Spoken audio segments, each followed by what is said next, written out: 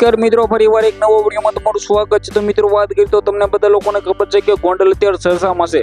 આ સરસામાં રહેવાનું કારણ ખાસ રીતે મિત્રો વાત કરીએ તો ત્યાં આટલા બધા મિત્રો વાત કરીએ તો જે ઘટનાઓ ઘટી રહી છે, જે આ મિત્રો વાત કરીએ તો દલિત યુવકને મારવાથી લઈને મિત્રો વાત કરીએ તો પાટીદાર સમાજથી ક્ષત્રિય સમાજથી મિત્રો ગણેશભાઈ ગોંડલથી લઈને મિત્રો વાત કરીએ તો રાજકુમાર જાટ, આ બધા મિત્રો સરસામાં છે।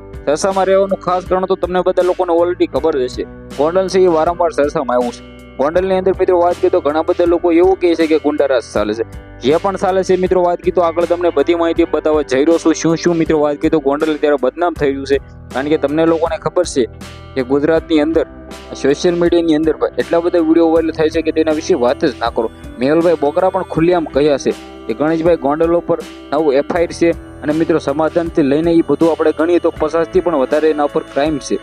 ભાઈ મેહુલભાઈ બોગરાને કેવી રીતે ખબર એ તો ખબર નહીં, પરંતુ આપણે આ વિડીયો દ્વારા આપણે કોઈનું પણ ખોટું કહેતા નથી ભાઈ। આપણે ગણેશભાઈ ગોંડલને પણ કંઈ કહેતા નથી, આપણે તેમને સપોર્ટ પણ નથી કરતા અને આપણે તેમનો વિરોધ પણ કરતા નથી।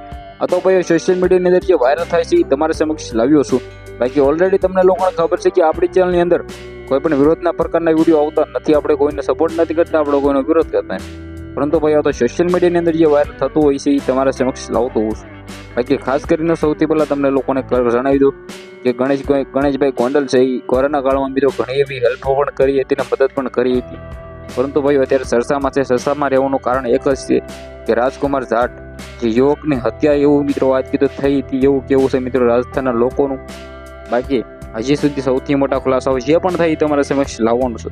વિડીયોને શેર કરીને ફોલો કરવાનું બોલો। એ ધન્યવાદ। આજના વિડીયોમાંથી આટલી જ માહિતી, આપણે એક નવો વિડીયો મળે।